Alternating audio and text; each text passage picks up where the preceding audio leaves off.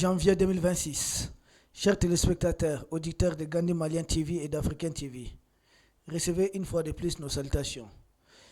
Bienvenue dans le cadre de l'émission Parole aux Africains. Aujourd'hui, nous avons deux invités avec nous qui ne sont plus à présenter. À ma droite, Dr Mamadou Sylla Traoré, et à ma gauche, l'inspecteur de la douane à la retraite, l'expérimenté, les sages du plateau, M. Daniel Koulibaly. Nous allons effleurer différents sujets aujourd'hui, comme d'habitude, mais nous allons surtout, les sujets principaux, ça porte sur Donald Trump. La fois passée, on en a parlé. Il ne cesse de ses va-et-vient, pas du tout constant. Nous avons vu son revirement sur cette histoire de visa. Mais avant d'entrer dans le vif du sujet, nous vous laissons les soins de saluer peut-être ceux qui sont en train de nous suivre. Docteur Mamadou Sylla Traoré. Oui, merci beaucoup, M. Issa Diawara, communément appelé le général. Je ne sais pas où est-ce qu'il a trouvé son galon, le général. En tout cas, mon oncle est là. Quand je parle du galon, le général de mon ami, là, l'oncle ne parle pas. Peut-être qu'il sait quelque chose. Ok. D'accord. Et voilà, si cela est permis, si je peux m'accorder, je peux... Allez-y, je vous en prie. Voilà. Merci pour la parole accordée. Et je salue tous les téléspectateurs de Gandhi Malian Télé et de African Télé. Si on me permet aussi, j'ai une pensée pieuse pour la famille Soumaré. J'ai un ami chirurgien de son état, Lamine Soumaré, qui a perdu son grand frère journaliste au Maroc. Donc à la famille durement éprouvée, nous présentons nos condoléances les plus attristées. Oui. Et vraiment, Lamine Soumaré a salué parce qu'il suit toutes nos émissions. Et pas plus tard qu'une semaine, on s'est eu au téléphone. On a beaucoup échangé et j'avoue qu'il a parlé de l'émission, il a parlé de la qualité des débats, il a parlé de la qualité des invités et surtout, il dit mention spéciale à Général. Il dit qu'il suit tout ce que le général fait. Ah, ok. Voilà, toutes ces émissions, il les suit. Merci. Et que tout ce que le général donne comme avis, c'est lui, il vibre en phase avec toi, quoi. Ah, merci. Et ça, c'est formidable. Merci. Et là, nos salutations également. Et nos condoléances les plus attristées à la famille Soumaré. Inspecteur, le doyen. Bonjour Issa, bonjour à mon co-débatteur. Bonjour à M. Touré, qui vient de se relever d'une maladie, mais qui est empêché. Oui, Voilà. pour des raisons professionnelles. Bonjour à tous les travailleurs de Gandhi TV, African TV. Bonjour surtout à Fatou Doucouré. Je lui dis un coucou. Et bonne émission. Merci beaucoup, doyen. Nous restons avec vous parce que, oui. Avant qu'on ne mette le pied à l'étrier, vraiment, permettez-moi de saluer quelqu'un ici sur le plateau. Mon oncle, le doyen, il ne se portait pas bien. Oui. Et là, il est convalescent, mais à cause de l'importance de l'émission et tout, j'ai été le chercher à la maison parce qu'incapable de conduire, je l'ai pris, on a fait le covoiturage pour venir. Et moi aussi qui suis devant vous, je suis en pleine convalescence parce que j'ai failli ne pas venir aujourd'hui. Oui. Mais grâce à Dieu, on est là pour nos téléspectateurs et on sera là pour eux, pour tout le peuple malien.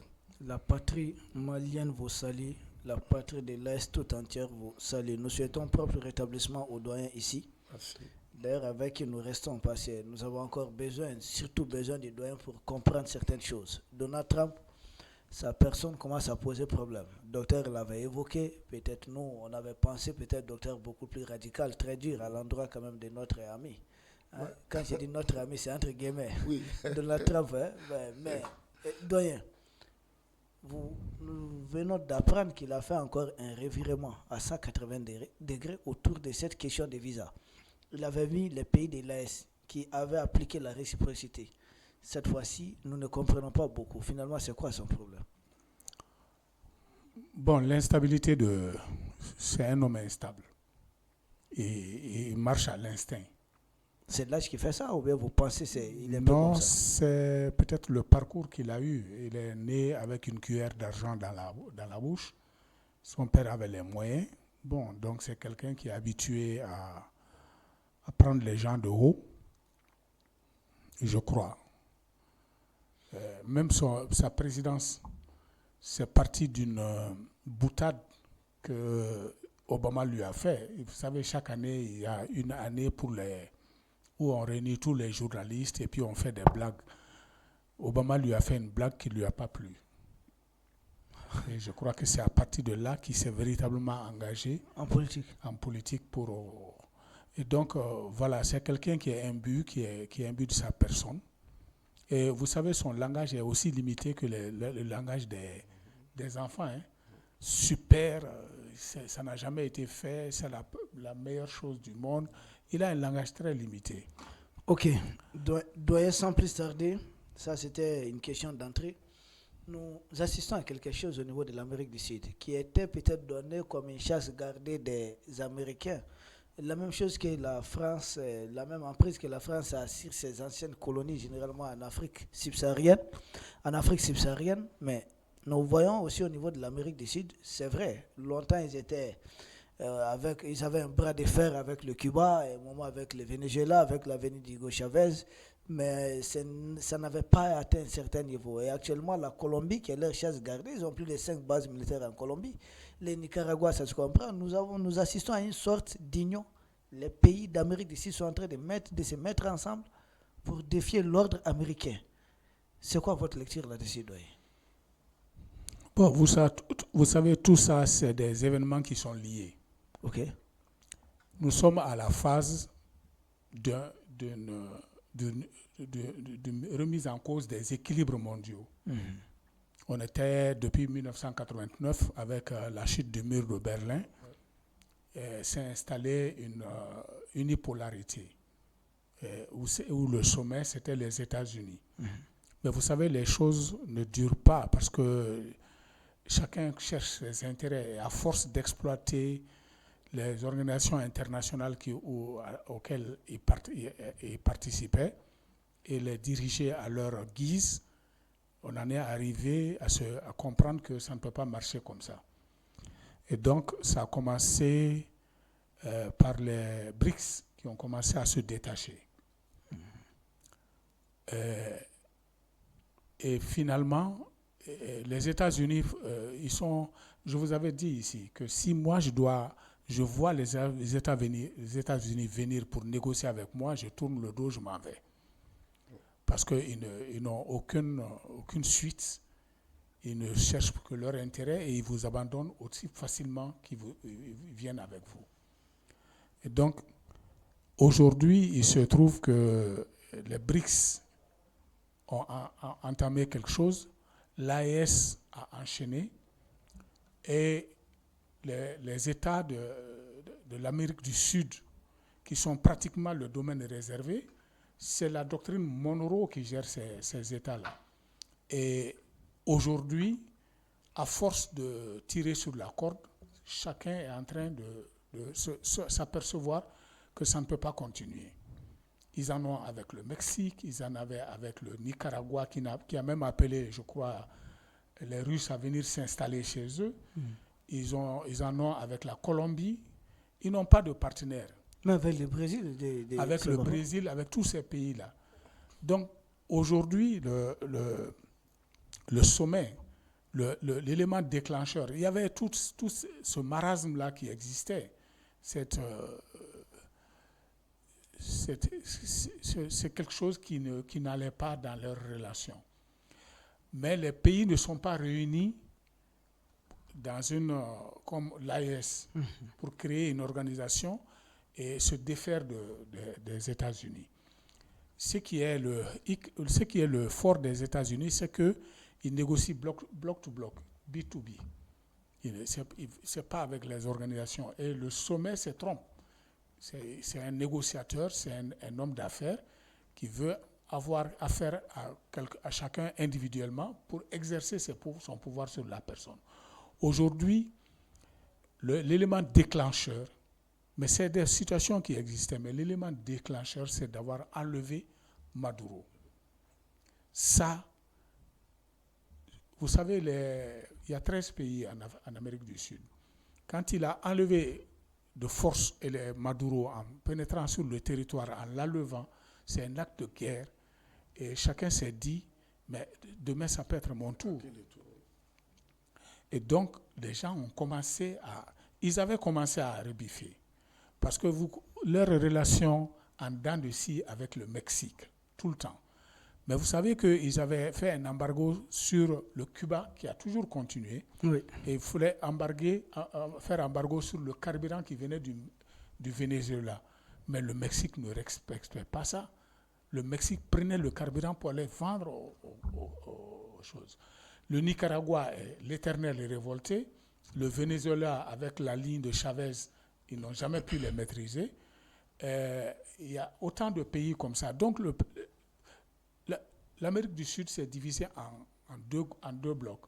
Le bloc des pays qui sont vraiment vers les pays de la gauche et ceux qui sont de la droite. Ceux qui sont de la droite, c'est peut-être quelques-uns, l'Argentine, l'Équateur et le Chili, qui ont approuvé le fait qu'on ait enlevé Maduro. Sinon, tout le reste ont dénoncé cet acte-là. Et certains ont commencé à prendre leurs dispositions. La Colombie a amassé des troupes à leurs frontières avec le Venezuela. Et le Nicaragua est toujours sur sa lancée. Cuba, ils ne peuvent plus parce que Cuba est resté dans cette affaire-là. Aujourd'hui, à des gens qui peuvent mieux soutenir Cuba. Donc, ils ont affaire à tout le monde là-bas. À tout le monde, à tous les pays. Il y a le Venezuela, comme depuis Hugo Chavez, Cuba qui est sous embargo depuis plus de 60 ans, le Mexique, tous les jours, c'est des relations en dents de scie. Les Mexicains sont rabrouillés, ils sont traités de tous les noms, ils sont traités de toutes les manières. Trump menace même d'effectuer des frappes. Voilà. Et le Nicaragua, ouvertement opposé à l'Amérique, qui a osé faire appel même à l'installation, comme je l'ai dit, des Russes. Il y a la Colombie qui aujourd'hui commence à s'armer et à se dire ça va finir par ça. Moi, je vais barricader ma frontière avec le Venezuela. Il y a le Paraguay et le Pérou. C'est eux qui ont condamné de façon unanime et qui ont dit qu'ils luttent contre la non-ingérence dans les affaires intérieures des pays. Mais les exceptions, comme je l'ai dit, c'est l'Équateur, l'Argentine et la Chine, le Chili, qui sont des pays de la droite. Ça, c'est le premier aspect. Sur le plan géographique, ils ont des problèmes. Sur le plan mondial, ils sont dans l'OTAN. Et l'élément déclencheur, c'est l'enlèvement de Maduro, mais il a fallu qu'il ajoute quelque chose, que le Groenland lui est nécessaire à la stabilité et à la sécurité des États-Unis. Donc, il va prendre le Groenland. Or, en disant cela, il est en train de s'apprêter à violer l'article 5 de l'OTAN. Parce que l'article 5 de l'OTAN, déjà l'OTAN, son dada, c'est qu'il n'y ait pas de guerre entre les pays de l'OTAN. Non seulement il veut mener une guerre contre un pays de l'OTAN, mais en plus, il viole, en ce moment, il s'expose à ce que l'article 5 soit appliqué aux États-Unis. On va y revenir sur la question de Groenland. Doyen. D'ici là, docteur, vous avez quelque chose à ajouter sur ces réveils soudains des pays de l'Amérique du Sud, en bloc, pas individuellement, en bloc? En fait, ça, c'est, je ne dirais pas un réveil soudain, mais c'est un sursaut d'orgueil. Un sursaut d'orgueil parce que qui connaît l'histoire de l'Amérique latine ne se posera pas évidemment des questions par rapport à tout ce qui est en train de se passer maintenant.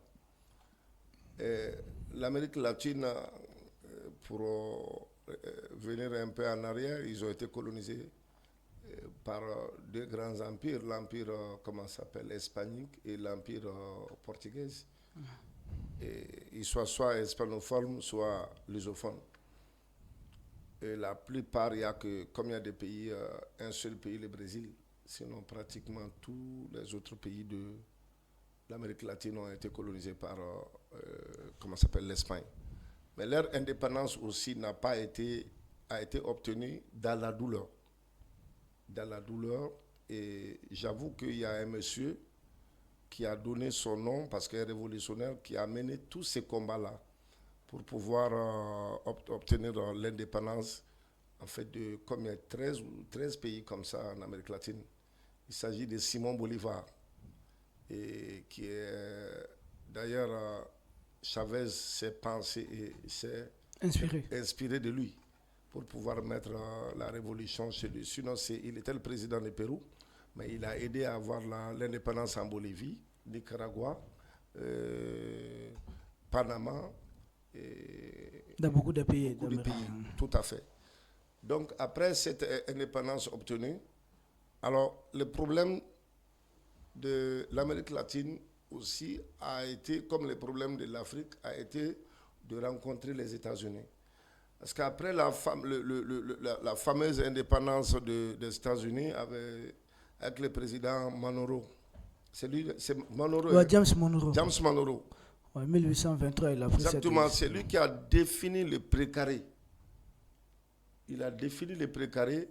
Et il ne faut pas que les gens perdent de vue aussi. Ce n'est pas que l'Amérique latine, hein, tous les Caraïbes. Parce qu'il y a Haïti, la République dominicaine, ouais, et Cuba aussi. Mais les Cubains ont aussi arraché leur indépendance des États-Unis d'une manière vraiment très atroce. Il y a eu trop de morts.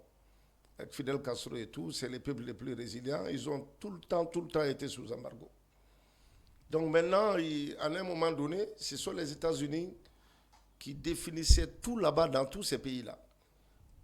À la tête du pays, ils mettaient leurs marionnettes, hein, leurs guignols, c'est eux qui tiraient la ficelle, et ils sont parvenus à détruire l'essence même de la culture de l'Amérique latine.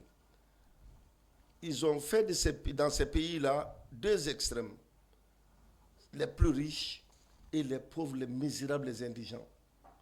Il y a dans ces pays-là même des gens qui s'appellent les désesperados. Et ils savent qu'ils sont nés dans la difficulté, ils vont mourir dans la difficulté. Sauf si le destin met son petit grain là-dedans. Même les Diego Maradona, les footballeurs et tout là, il a eu l'argent parce qu'il est devenu footballeur. Sinon, là-bas, c'est bloqué quoi. Tu es né pauvre, tu vas devenir pauvre.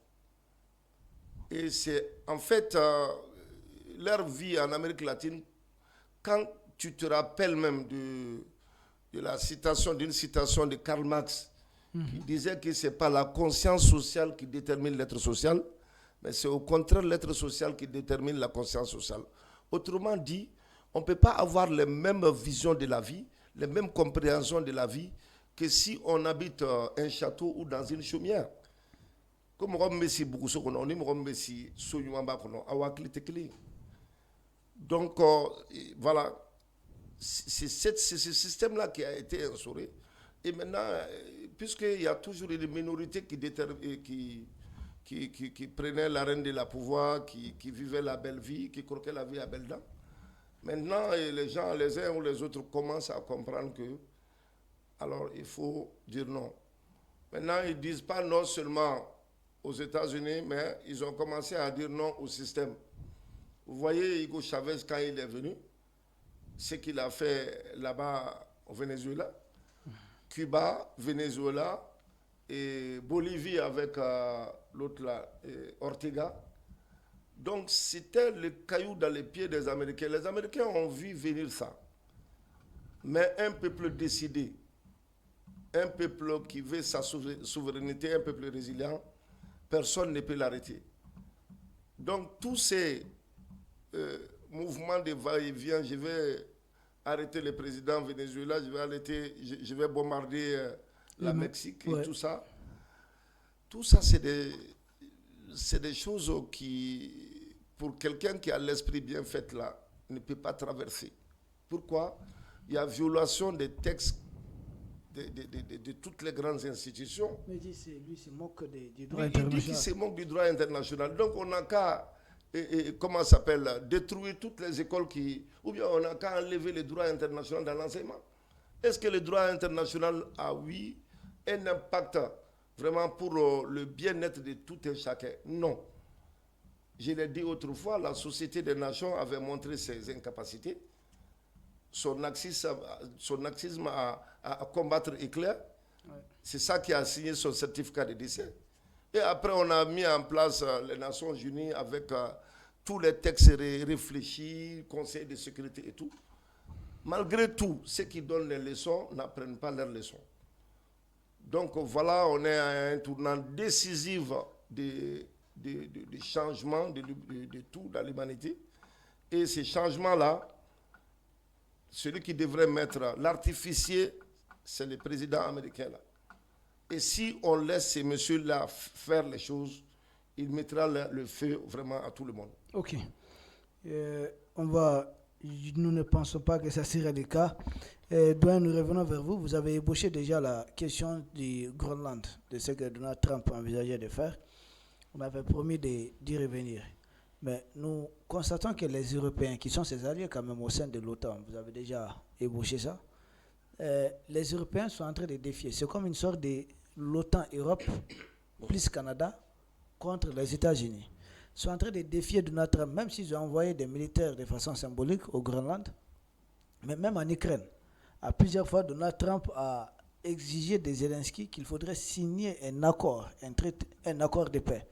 Mais à chaque fois, ce sont les mêmes Européens qui consultaient Zelensky. Avec Zelensky, ils trouvaient un cadre, une formule, une manière de se dédouaner de ce que Donald Trump veut faire.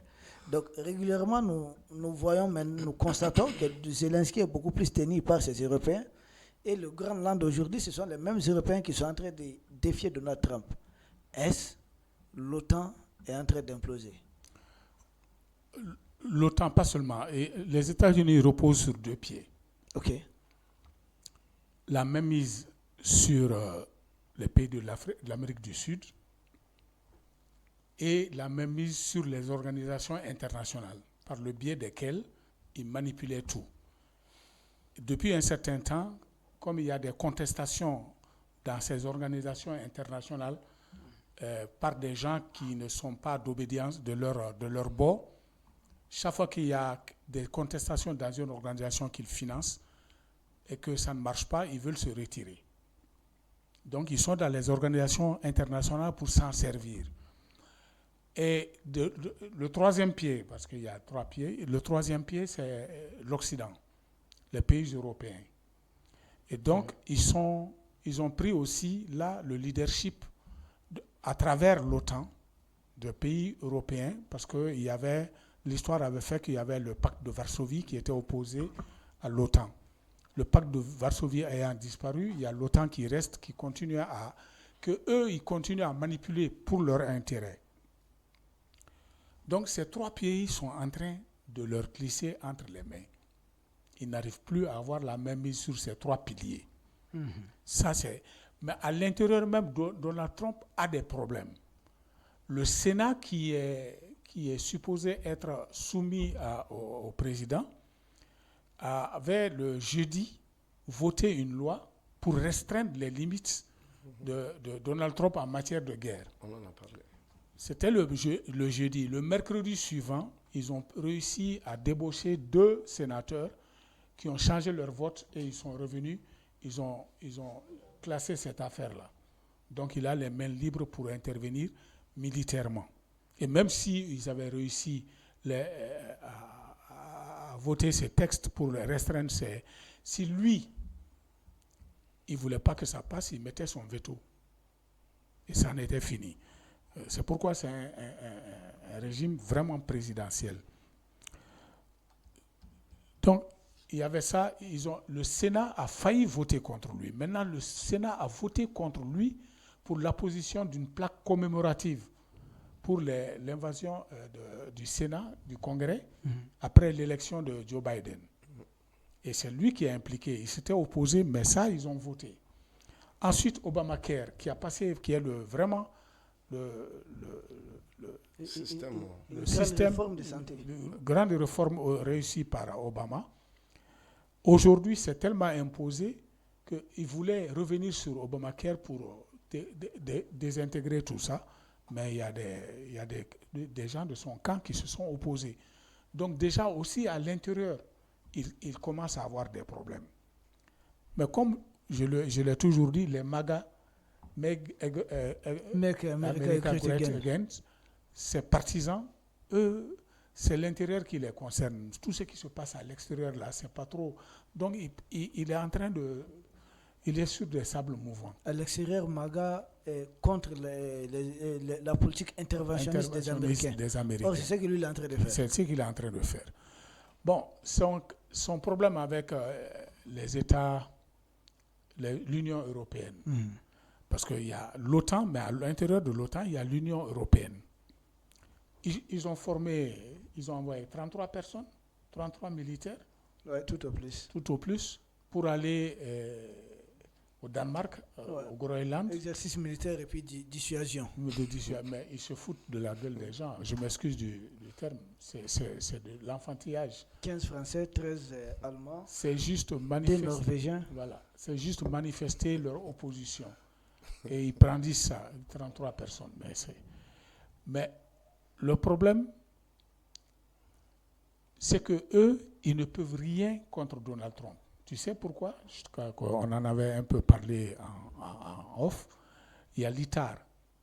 À part la France qui fabrique ses propres armements et ses propres munitions, tous les autres pays emploient, soit ils achètent des armes américaines, soit ils emploient dans l'achat ou dans la fabrication de leur armement ou dans leur de munitions des composants venant de l'Amérique. Or, ils ont une norme qu'on appelle la norme ITAR. C'est International Traffic in Arms Regulation. C'est une disposition qui dit chaque fois que vous devez employer un armement que vous avez acheté sur nous ou que vous devez employer une composante de l'armement ou de munitions que vous avez acheté chez nous, nous avons un droit de regard sur son utilisation. Ça veut dire que les F-35 que le Danemark a achetés et qu'ils ont même acheté dernièrement pour faire plaisir à l'Amérique, ils ne peuvent pas l'employer parce que les F-35, tous les 2 jours, il faut les États-Unis communiquent un code qui leur permette de voler. Ouais. Et comment voulez-vous combattre les États-Unis avec ça? Et donc, tous les autres pays de l'Union européenne sont gros gens qu'on part devant. Ils se retrouvent avec ils sont débordés partout. Peuvent-ils résister pour le Danemark? Ils ne peuvent pas. Ils n'ont rien à dire, ils ne peuvent pas. Mais, à contrario, ils sont en train de s'éloigner de la ligne des États-Unis sur l'Ukraine. Parce que c'est là où ils peuvent faire un peu mal aux États-Unis et se disent, bon, on va prendre nous-mêmes l'affaire de l'Ukraine en main. Et même l'Ukraine, ils en ont profité, les États-Unis en ont profité pour leur vendre ces armes, faire du commerce dans cette affaire-là et les paralyser. Donc, en gros, l'ITAR, là, ça se fonde sur quelque chose qu'on appelle USML, United States Munition List. C'est-à-dire la liste des pays qui peuvent acheter des produits américains qui sont destinés, soit qui sont des armements ou qui sont destinés à être incorporés dans des armements ou dans des munitions. Cette liste est là-bas. Donc, ils sont pieds et poings liés. Ils ne savent plus comment s'en sortir. Donc, d'une certaine façon, on ne sait pas comment ça va évoluer, mais je sais qu'à l'heure actuelle, il a les moyens de prendre le Groenland. Ok. Et surtout... Mais est-ce qu'il a intérêt? À plus ou moins l'intérêt. Vous savez, le problème actuel qui fait qu'il y a un rééquilibrage des tendances, c'est la rareté des matières premières. De plus en plus, les matières premières se font rares. Et quand les matières premières se font rares, nous autres pays africains qui sommes juste des fournisseurs de matières premières, nous commençons à prendre conscience que vraiment nous avons de l'or en main et qu'il ne faut pas laisser aller ça. Et donc, d'une manière plus proche, ils ont intérêt. Parce que le Groenland, le sous-sol groenlandais est très riche. Mais à plus ou moins long terme, ils vont avoir tous ces pays-là sur le dos. Ok. Docteur, nous revenons vers vous. Nous avons toujours dans ce que le doyen vient d'avancer, d'ailleurs comme argument, nous avons vu que des pays européens sont en train de faire marche arrière par rapport à l'animosité qui avait été cultivée jusque-là contre la Russie. Il s'agit de l'Allemagne, de l'Italie. L'Allemagne reconnaît officiellement que non, la Russie c'est un pays européen, qu'entre Européens ils doivent se comprendre. Or jusque-là, l'Allemagne mettait en avant le côté européen de l'Ukraine pour s'opposer à la Russie. Donc l'argument tout avancé, c'était que l'Europe défendait un pays européen contre la Russie qui est euro-asiatique. Mais de l'autre côté, nous avons aussi l'Italie. Après la frappe d'Oreshnik sur la ville d'Elviv, à la frontière de l'OTAN, presque frontière avec la Pologne, les Italiens ont appelé à rouvrir des discussions avec la Russie. Donc ces pays se découvrent soudainement qu'ils ne peuvent pas battre militairement la Russie et que jusque-là, les poussées contre la Russie, Doyen vient de le dire, c'est permettre aux Américains de faire de bonnes affaires, acheter du gaz à un prix très élevé. Donc on est encore à ce niveau. Ils font marche arrière. C'est parce que Donald Trump est en train de les menacer sur le Groenland, qui a d'immenses ressources là-bas, en train de les menacer sur le Groenland, qu'ils veulent maintenant se rabattre sur la Russie, ne pas perdre à la fois le Groenland et perdre la Russie, ou tout seulement tu penses c'est parce que les Européens se rendent compte finalement qu'ils ont été roulés dans la farine. Exactement. On ne peut pas trouver un terme aussi juste que ça, être roulé dans la farine. Parce que ce que les Américains ont fait aux Européens, il faut, je ne sais pas quoi, comment est-ce que ces Européens-là, je pourrais les qualifier parce que, est-ce que à la place du cerveau de certaines personnes, il n'y a pas les sables-faits? Imaginez l'Allemagne, je prends les pays comme ça, Allemagne. L'Allemagne était pratiquement la première puissance économique de l'Europe. C'est eux qui étaient au devant de tout, industrie, tout confondu. Et c'était grâce à qui? Grâce à la Russie. Parce que on a l'habitude, on a coutume de dire ici que tous les problèmes du monde, c'est l'énergie. Ah oui. Quel que soit ce qu'on va nous dire, c'est pas l'or, c'est pas l'autre, non, c'est l'énergie. Et cette énergie-là, la Russie donnait ça à l'Allemagne à vil prix. Ils avaient le gaz à vil prix, ils avaient les hydrocarbures à vil prix. Et les Allemands même avaient commencé à abandonner le charbon et tout. Parce que le gaz, c'est une énergie propre. Ça ne pollue pas et tout.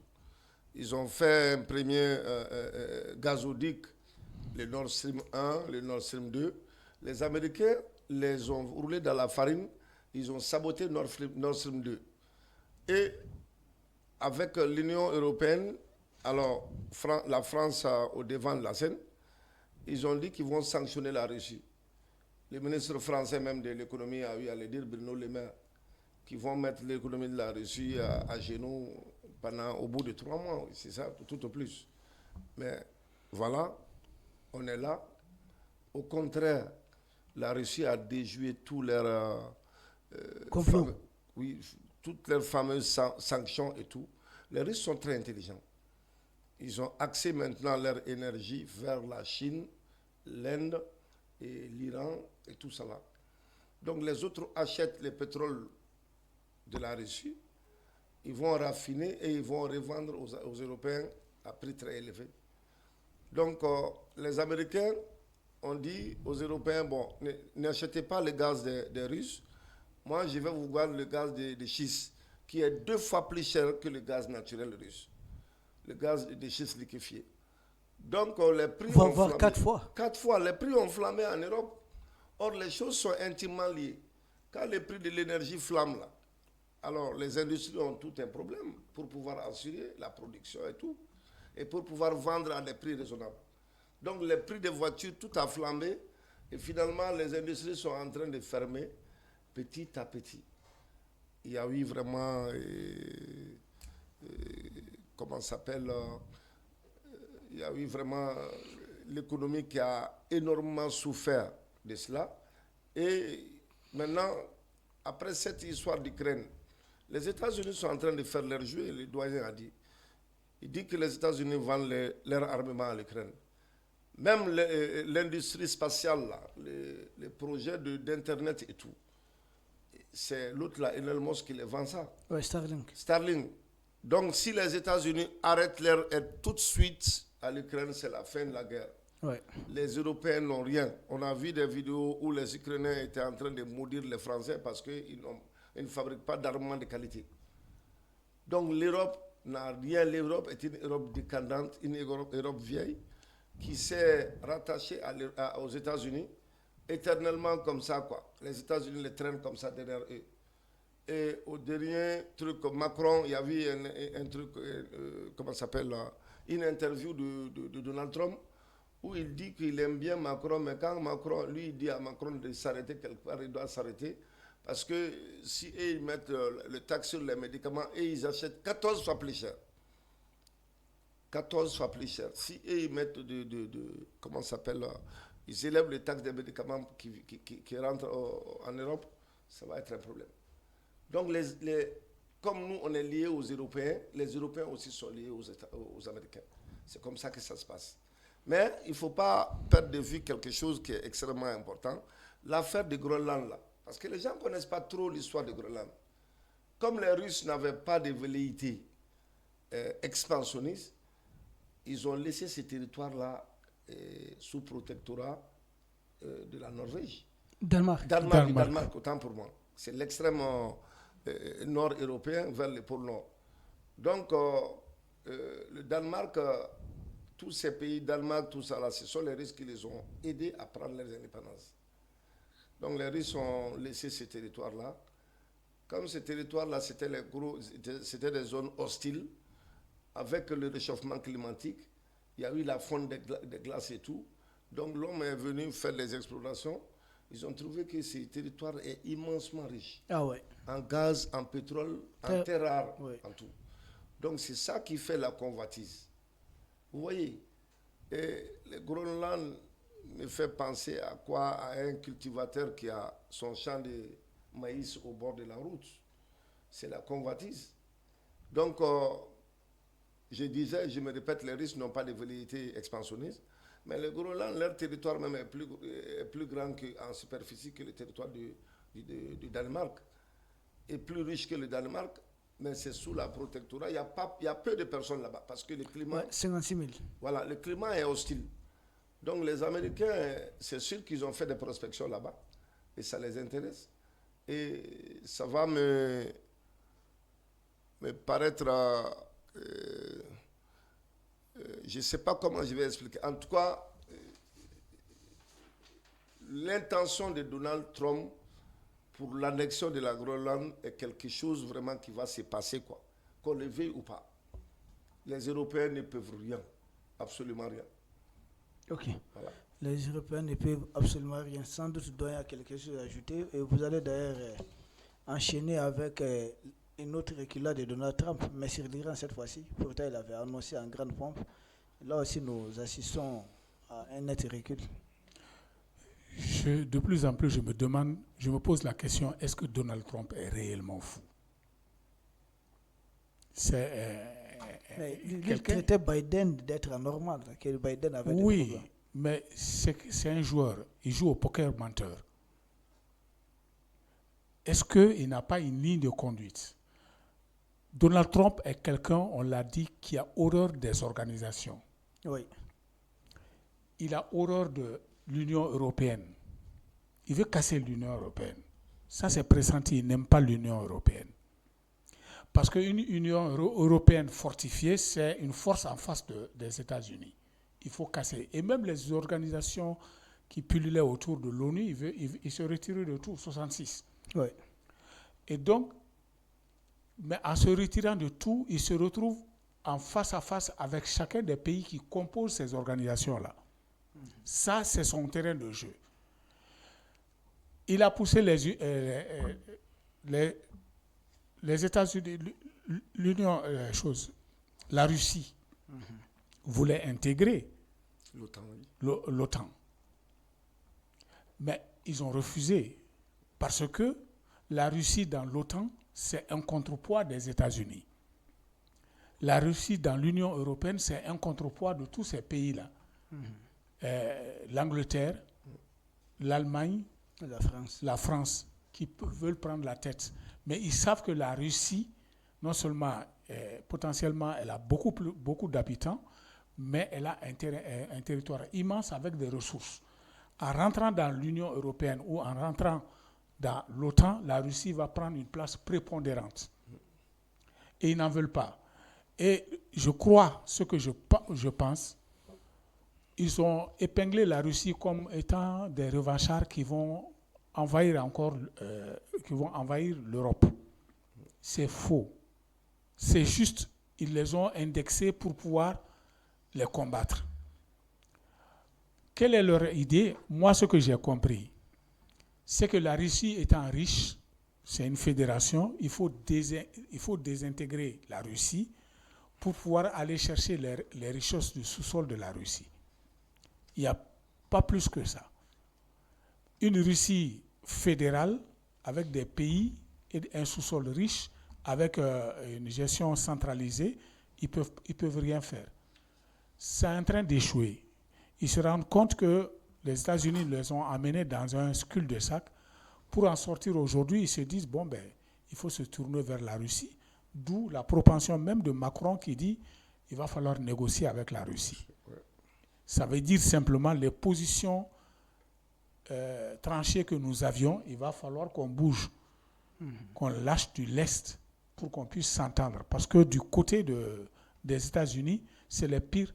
On dit, le pire ennemi, c'est celui que vous croyez être votre ami. Exactement. Et comme je l'ai dit, pour renforcer ce que tu dis, Charles Gave, qui est un économiste, a toujours dit l'énergie, c'est l'économie. Et aujourd'hui, toute la bataille, c'est autour de cette énergie-là. Donc, je ne crois pas que Trump soit fou. Maintenant, pour l'Iran, il joue. Parce qu'il avance, il recule, il avance, il recule. C'est pourquoi je dis, c'est quelqu'un il joue au poker menteur. Il veut savoir les cartes qu'ils ont en main. Il bluffe. Il bluffe énormément. Mais il recule. C'est ce qui fait que... Mais quand il voit qu'il y a une résistance, c'est comme il vient de promulguer une liste de 75 pays qui seront interdits, les traitements de leurs visas seront interdits. Mais curieusement, la Côte d'Ivoire, le Sénégal, qui sont dits des pays démocratiques, sont sur cette liste-là d'interdiction. Mais le Mali, le Burkina et le Niger n'en font pas partie. Comment on peut comprendre ça? Donc c'est quelqu'un qui joue au poker menteur. Quand il y a une résistance quelque part, il lâche du lest. Il veut attaquer l'Iran. Il lâche une bombe. Mais c'est quelqu'un qui est au sérieux. Hein. Il regarde. Quand les choses, même Maduro, là, il a lâché des bombes d'abord. Il a frappé les bateaux qui tournaient dans la mer pour essayer de voir. Quand il a vu les réactions qui étaient timides, il a agi. Et quand l'Iran, il y a eu une levée de boucliers avec les pays, le Qatar, l'Arabie Saoudite, et je crois même que Israël lui a demandé de ne pas bombarder l'Iran. Donc, il a reculé pour le moment. Mais quand il émet une idée, il reste sur l'idée. Docteur, tu as quelque chose à ajouter? Évidemment. Face à un problème donné, il y a toujours une solution. Et au problème d'aller bombarder l'Iran, les États-Unis ont quel intérêt là-dedans? Moi, je me pose la question.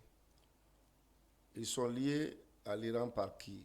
Qu'est-ce qui fait que les États-Unis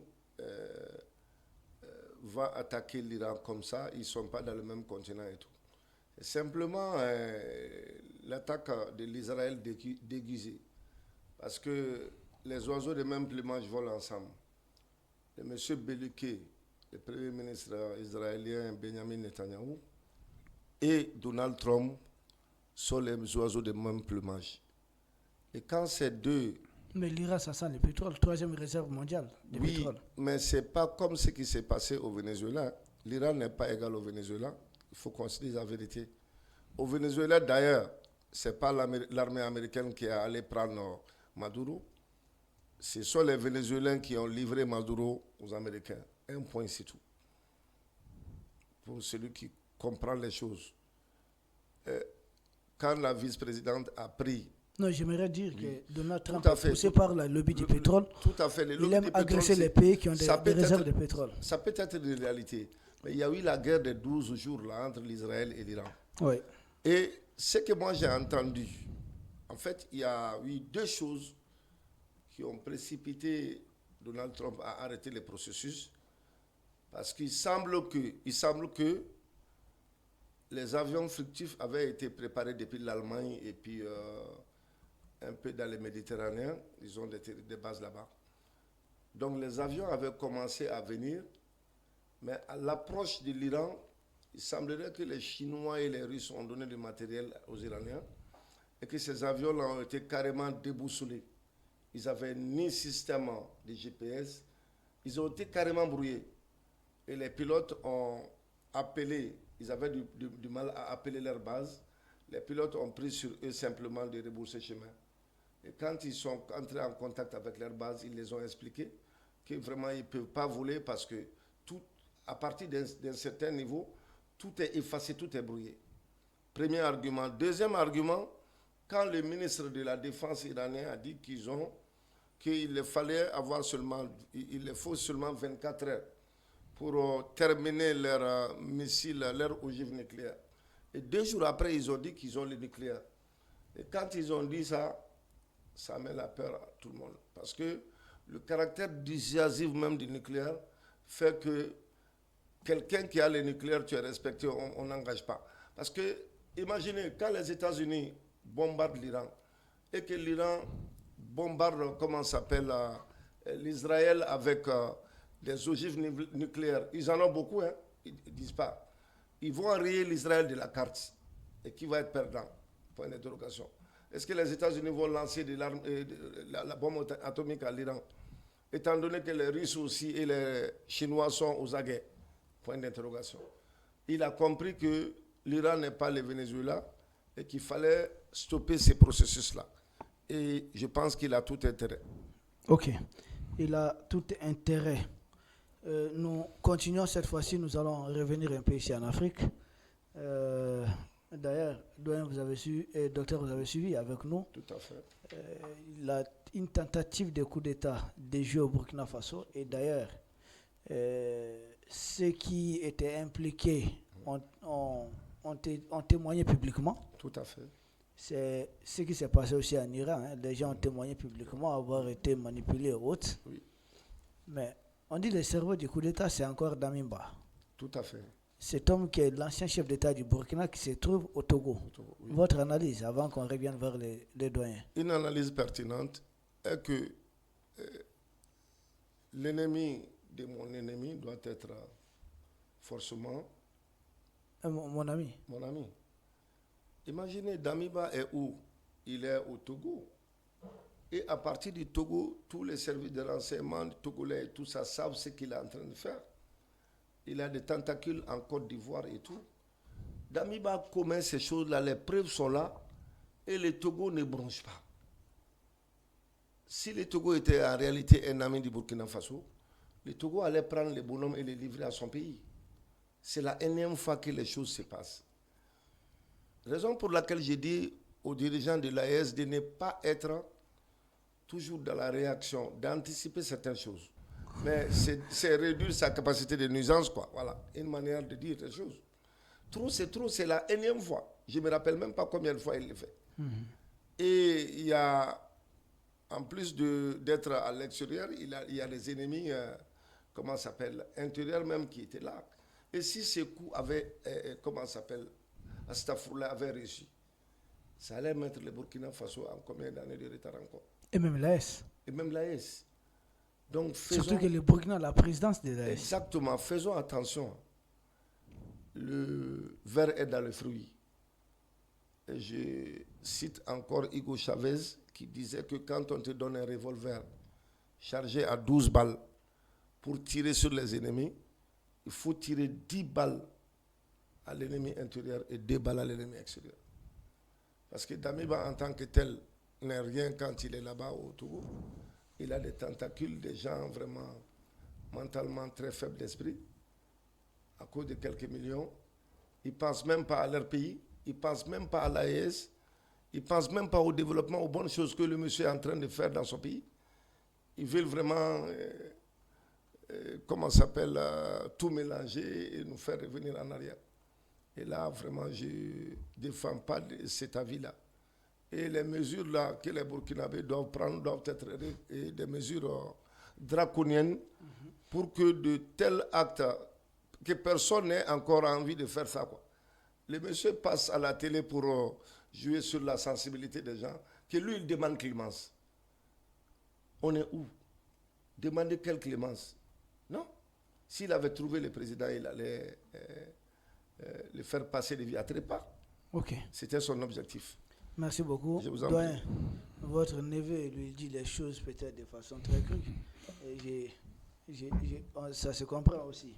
Donc, mais ça devient des tentatives de trop finalement. C'est une énième fois. Moi, je suis perplexe. Vraiment, je n'arrive pas à comprendre. Surtout si je me réfère à l'histoire de la sortie du Burkina de Damiba. Damiba n'est pas sorti sans l'autorisation de ceux qui ont pris le pouvoir. Oui. Et je me demande aujourd'hui, Damiba, il faut le rapatrier, il faut l'extrader. Mais je me pose la question, est-ce que le Burkina a jamais fait une demande d'extradition? Parce qu'on ne va pas extrader quelqu'un pour lequel le pays qui veut qu'on l'extrade ne fait pas une demande. Oui, évidemment. Cette histoire, je l'entends sur tous les réseaux, sur les citoyens, chez certains politiciens. Mais est-ce que réellement le Burkina a demandé l'extradition de Damiba? Quels étaient les accords au moment où on acceptait qu'il quitte le pays pour aller au Togo? Est-ce qu'il y avait eu des accords? Tout ça, c'est ce qui fait que je suis un peu perplexe. Parce qu'on lui a attribué beaucoup de tentatives de coup d'État. Je crois qu'il y en a 2 ou 3 au moins. 3 comme ça. 3 comme ça, à la suite desquels on ne demande pas son extradition. Est-ce que, moi, en tout cas, moi, je n'ai pas eu connaissance que le Burkina a demandé. Et je ne vois pas le Togo en train de le prendre pour le remettre si vous ne nous demandez pas. Vu les relations d'amitié qu'il y a entre le Togo et les pays de l'AES, et leur façon de courtiser l'AES pour leur port, je ne les vois pas refuser d'extrader le monsieur si réellement cela avait été demandé. Alors, moi, je suis perplexe. Quels étaient les accords au moment où il quittait le Burkina pour aller se réfugier au Togo? Est-ce qu'il est réellement à la base de cette tentative de coup d'État? Est-ce qu'il y a des preuves qu'on peut exposer? Est-ce que le Burkina, sur la base de ces preuves, a demandé effectivement son extradition? C'est des questions que je me pose. Oui. Voilà, qui me laissent perplexe. Des très bonnes questions. Peut-être il se peut qu'il y aurait un troisième larron aussi s'il y a eu réellement un accord pour la sortie d'Damiba. Ça montre qu'il y a une partie d'abord, c'est-à-dire ceux qui ont pris le pouvoir au Burkina, son excellence le capitaine Ibrahim Traoré, Damiba lui-même. Il y a les garants d'un accord. Maintenant, qui sont les garants? Quelles sont les garanties données à cet accord? Est-ce des personnalités du Burkina, c'est-à-dire des autorités coutumières? Est-ce à l'époque le Burkina était encore membre de la CEDEAO, tout comme le Togo actuellement? Est-ce la CEDEAO avait été impliquée ou même la jeune française a été impliquée, de sorte que le Togo ne soit pas peut-être laissé la contrôler totalement d'Damiba? Nous, on ne sait pas. Nous sommes ici, nous sommes des analystes, il y a beaucoup de questionnements. Nous mettons beaucoup de points d'interrogation et je pensais que nous suivons aussi. Chacun pourra comprendre ce que nous sommes en train de dire. Mais jusque-là, le doyen l'a si bien dit, nous ne sommes pas au courant d'une demande d'extradition de Damimba du Togo vers le Burkina. Donc, est-ce que tu as cette information? Moi, Ouais. jamais. Ok. Je n'ai pas cette information. Ok. Ben, au regard du droit international, quand le Burkina formait... Donald Trump dit que les droits internationaux n'existent pas. Oui, ben écoute, ça c'est Donald Trump. Mais ici, même en Afrique, ici, on est lié par des conventions et tout ça, et juridiquement, économiquement et tout. Je pense que quand le Burkina demandera l'extradition d'Amiba, je ne pense pas si les Togolais vont refuser.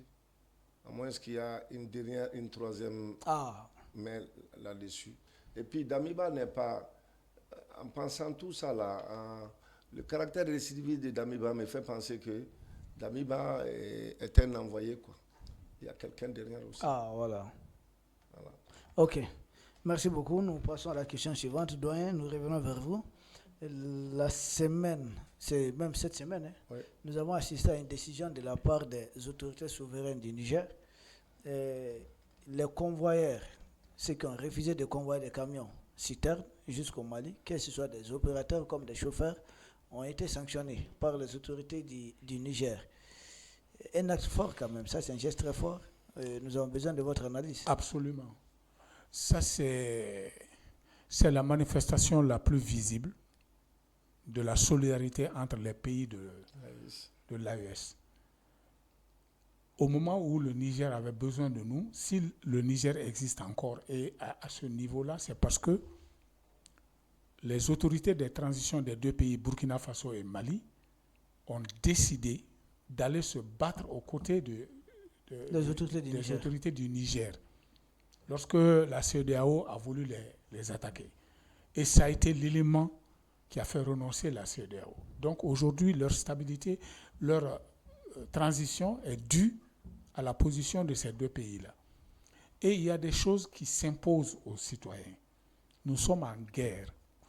Et quand on a besoin d'épauler ce pays ami qui est venu à notre secours au moment où on avait besoin, si on vous dit d'y aller, c'est vrai, c'est à vos risques et périls, mais ça, c'est quelque chose qui incombe à tout citoyen.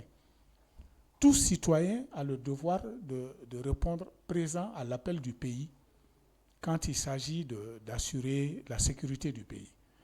Or, la sécurité du Niger dépend du Mali et du Burkina, comme celle du Mali dépend des deux autres aussi. Donc, c'est un geste très fort qui traduit une chose. Il faut qu'on se tienne la main. Il faut qu'on se soutienne dans toutes les épreuves. Le Mali est aujourd'hui au devant d'une tentative de déstabilisation très grave. Or, le Mali déstabilisé, je vous ai toujours, j'ai toujours dit ici, et tout le monde le sait d'ailleurs, qu'on cherche à abattre un des trois. Une fois qu'un des trois pays va flancher, ça n'est fini de l'AES. Ça n'est fini de la Confédération. Et donc, on cherche à faire ça. Il y a des précautions à prendre. Donc, il faut qu'on se tienne la main. Il faut qu'on se soutienne dans les épreuves. D'autant plus que le Mali et le Burkina ont fait, au moment où ils n'étaient pas obligés, où on n'était pas dans une alliance, ils ont fait montre d'une solidarité vis-à-vis du Niger. Et donc, aujourd'hui qu'on est dans une alliance, cette alliance oblige à cette solidarité entre nous tous. Et aujourd'hui, des gens qui refusent d'y aller, ils n'ont pas le choix, ils sont réquisitionnés. C'est une façon de réquisitionner les gens. Quand vous êtes réquisitionné, vous y allez, vous n'avez pas le choix. Surtout, il y a une loi de mobilisation générale au Niger. Docteur, oui. Est-ce qu'il ne faudrait pas élargir même, la même mesure ici au Mali, parce que avec cette crise des carburants provoquée par les sponsors et des terreaux, nous constatons que souvent on dirait qu'il y a du sabotage. Souvent certaines stations commencent à vendre à peine, on vous dit 30 minutes, il n'y a plus de carburant. Le doyen a proposé cela au début de cette crise des carburants, qu'il faudrait adopter une mesure pour jauger. C'est-à-dire être à mesure de vérifier le contenu des cuves. Oui. Mais nous voyons des sabotages à ce niveau. Moi, il n'y a même pas longtemps, vous savez, les gens nous appellent aussi un peu partout, à l'intérieur du pays, qu'il y a des stations, souvent à l'intérieur du pays, qui refusent même de vendre aux motocyclistes, mais qui vendent uniquement des bidons. Exactement. Or, il s'agit des zones sensibles, ça peut atterrir entre de mauvaises mains. Exactement. Bon, on le dit, hein, l'ennemi, c'est nous-mêmes. L'ennemi, il est avec nous. On dort avec lui, on se réveille avec lui. En fait, le jour où le Mali et le Burkina ont fait un communiqué conjoint, parce que la CEDEAO voulait agresser le Niger parce que Bazoum avait été arrêté. Bazoum qui n'était même pas nigérian, qui n'était pas au service du Niger et qui a été imposé par les colons. Donc quand Bazoum a été arrêté, le Niger vraiment, il voulait de gré ou de force l'imposer. Mais quand le Mali et le Burkina ont fait le communiqué conjoint, vraiment mon cœur a vibré de confiance. Et c'est au décours de tout ça qu'on a créé cette confédération-là. Et la confédération AES, tout est parti du Mali. Le Mali est l'épine dorsale même de la confédération. Toutes ces histoires de crise de carburant, de sabotage de citernes et tout, et c'est une tactique de l'Occident, de l'Occident décadent, je dirais le nom de la France même, pour mettre à pied notre économie et pour faire révolter la population contre les autorités. Ils ne pourront pas faire ça. Et le geste que le président Tchami vient de faire, vraiment c'est un geste très très salutaire. Parce qu'il a compris, si le Mali tombe, alors c'est fini pour l'AES. Et d'ailleurs, ce que les gens oublient, il y a eu une première expérience. Le Niger, ce n'est pas à son premier essai d'apporter le carburant au Mali. Les troupes, les troupes conjointes, l'armée conjointe, FIS, oui, a conduit le carburant depuis Agadez jusqu'à Bamako-Ségou, sans qu'il y ait aucun coup de feu qui est tiré, sans qu'il y ait aucun sabotage. Donc le fait que ces opérateurs-là, économiques-là, parlent comme ça, ils essaient de trouver un narratif. Ouais, le Mali n'est pas sécurisé, le Mali est ceci, le Mali est cela. Et pourtant, il y a eu peut-être 100 citernes ou même plus qui ont quitté le Niger, une première fois qui ont desservi Gao, Ségou et tout ça. Et pourquoi en ce moment précis-là, les opérateurs économiques à qui appartiennent les citernes et les chauffeurs disent qu'on ne peut pas venir. Vraiment, c'est une mesure vraiment très, très salutaire.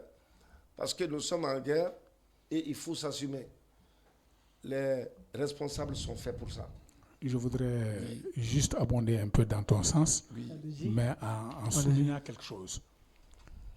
Est-ce que le refus des opérateurs économiques et des chauffeurs n'est pas un refus qui vient d'ailleurs? Exactement. Une façon de saboter l'aide qu'on peut apporter. Exactement.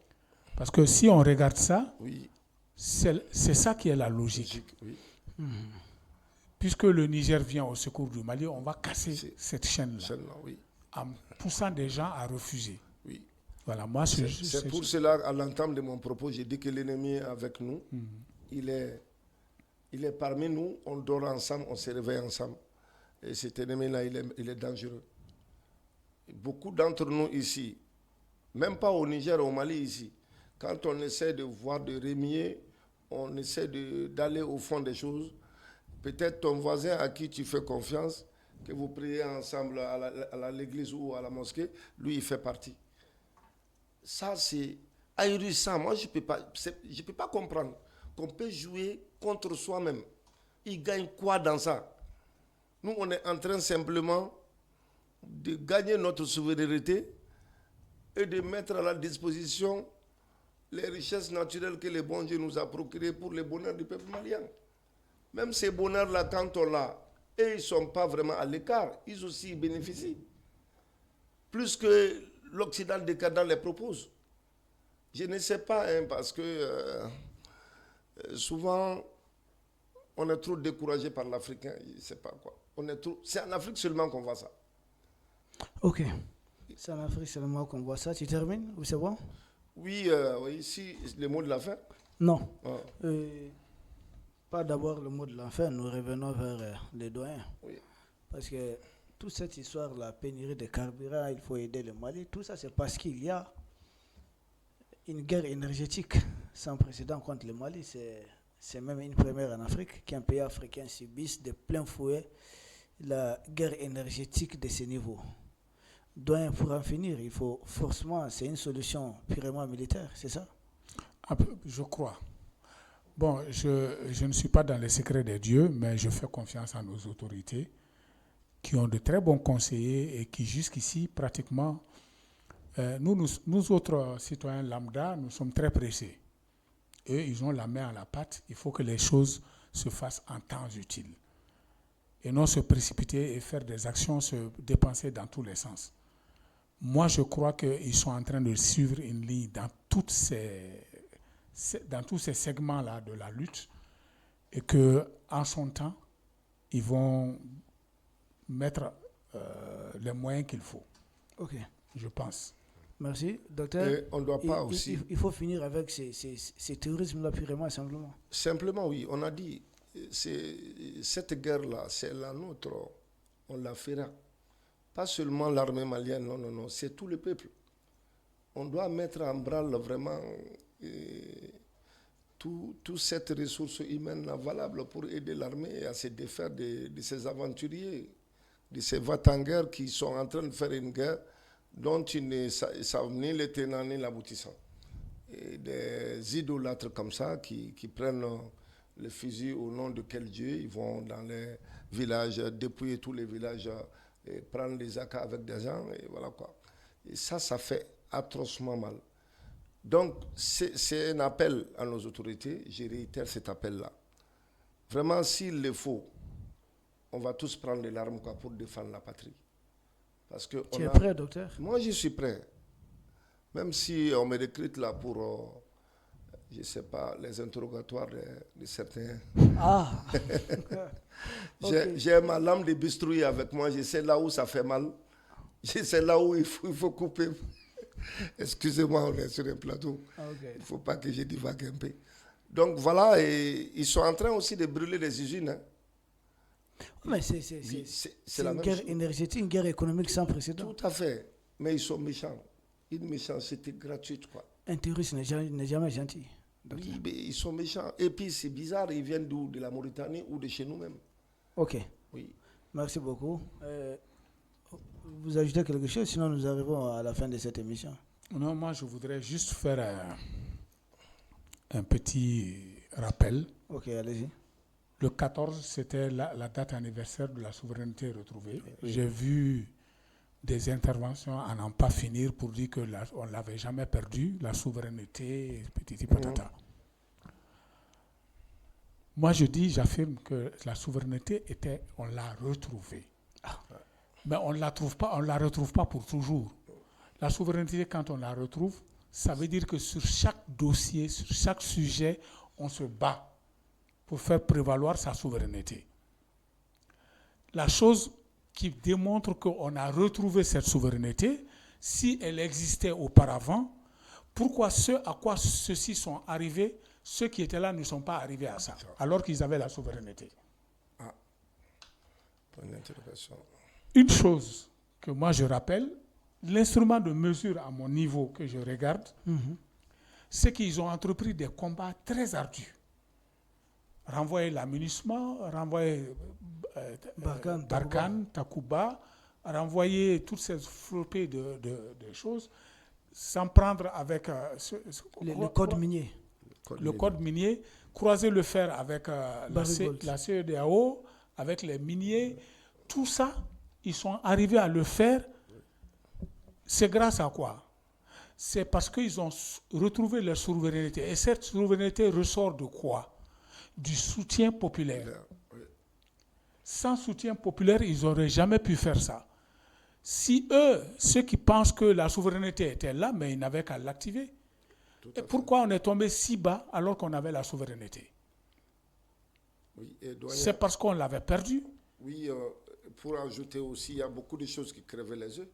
Dans chacun de nos ministères là-bas, les ministres faisaient le rapport à un agent de la DGSE, les fameux coopérants. Les fameux coopérants, et ils montaient les informations. Et c'est pourquoi je dis, ils sont en train d'essayer d'embrouiller les Maliens. Regardez ce qui est factuel. Oui. Ce qui est factuel, c'est que toutes ces batailles menées par la transition, ça a été sur la base du soutien populaire. Oui. Sinon, les Maliens seraient sortis dans la rue. Oui. Si les Maliens ne sont pas sortis et qu'aujourd'hui, on a un nouveau code qui nous apporte un plus, on arrive à récupérer des montants qui nous étaient dus, qu'on n'aurait jamais réclamés. Oui.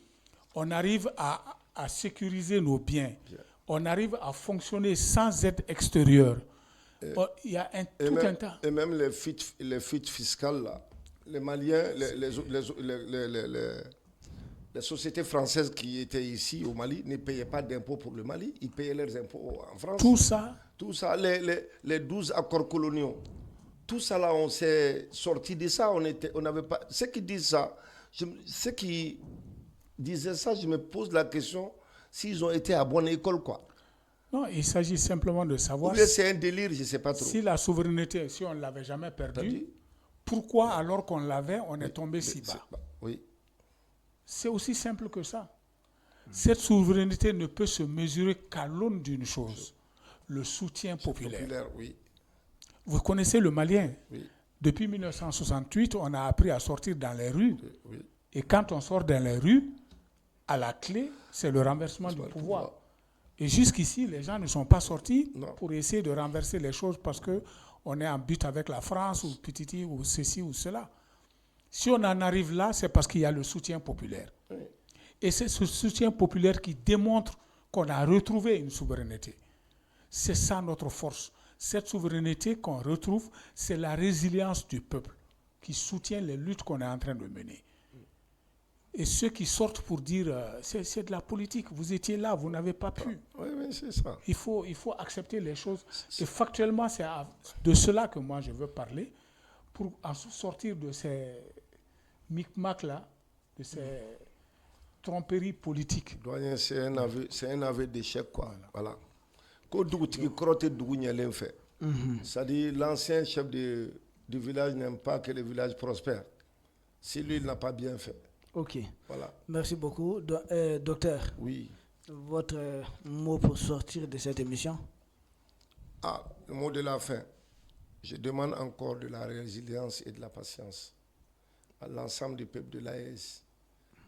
C'est dans les difficultés ardentes que jaillit peut-être tout ce qu'on a traversé, tout ce qu'on a eu comme difficulté. Souvent, on est obligé de traverser ça pour se retrouver au bout de l'autre, au bout du tunnel et voir et pouvoir se développer, pouvoir apporter tout ce dont notre pays a besoin. Okay. Donc, je demande encore de la résilience parce que souvent les mots me manquent. Je suis souvent tellement passionné, je vais voir ces jours-là. Okay. Voilà. Merci beaucoup. Doyen? Moi, ce que je vais demander, c'est qu'il ne faut pas qu'on prenne les mêmes choses pour reprendre la même situation et espérer aboutir sur un résultat. Quel est le gros problème du Mali? Allez-y. C'est l'impunité. Quand quelqu'un fait des écarts, on vient, on supplie, on dit, c'est entre nous, il y a cet arrangement-là. Et puis après, quand il y a d'autres qui font la même chose, on dit, mais pourquoi vous avez laissé ceci? On reproche aux autorités d'avoir essayé de calmer cette situation et vous voulez punir ceci. On s'embarque dans des situations qui n'en finissent pas. Et je crois que progressivement, ils ont donné suffisamment de temps à tout le monde de s'apercevoir que nous sommes dans une république et qu'il y a des règles. Et quand quelqu'un commet un impair, une infraction, la personne doit payer. Et je crois que c'est le prochain. Parce que ce que j'ai vu lors de la présentation des vœux au gouvernement ne m'a pas beaucoup plu. Il est temps que le gouvernement s'assume. Quand il y a des gens qui commettent des infractions, des gens qui font des écarts, on inflige les sanctions. Les gars, ils payent ce qu'ils doivent à l'État et ensuite ils reviennent dans l'État. Mais on ne peut pas continuer avec... C'est une illusion. Quand on va demander tous ceux qui sont à l'extérieur, laissez-les venir, ils vont venir. Vous croyez qu'ils vont arrêter? Non. Parce qu'ils se disent toujours, même si on fait quelque chose demain, il y aura des gens qui vont intervenir pour dire qu'on reprend la même chose. Il faut s'en tenir à une ligne de conduite. Okay. Et je crois qu'il ne faut pas tergiverser. Merci beaucoup. Ceci met fin à notre émission d'aujourd'hui. Vous avez été nombreux à nous suivre. Nous vous remercions pour cela. Et nous attendons au conseil de nos deux invités. Le docteur, l'homme qui a pour habitude tout de suite de vous mettre une injection. Quand il vous demande la patience et la résilience, c'est qu'il a réfléchi à 2 fois. C'est l'occasion pour nous de saluer tous les médecins de l'espace AES et surtout même d'Afrique. Le doyen, quant à lui, il a mis les doigts sur quelque chose. C'est surtout l'impunité. Ne pas retomber dans les mêmes erreurs parce que les mêmes causes produisent les mêmes effets. Donc, ce sont les conseils du sage, du doyen, sans doute aux autorités actuelles. Avoir une ligne de conduite et se tenir à cette ligne de conduite parce que derrière les autorités ont le soutien populaire. Et il a si bien dit, c'est avec ce soutien populaire qu'ils sont en train d'affirmer la lutte souveraine et surtout pour la souveraineté du peuple malien et des peuples de l'AES. Nous vous remercions. Nous espérons vous retrouver la semaine prochaine pour un autre numéro, et même heure d'ailleurs, même émission Parole aux Africains. Seulement, nous allons une fois de plus varier des thèmes. Nous vous remercions et à très bientôt.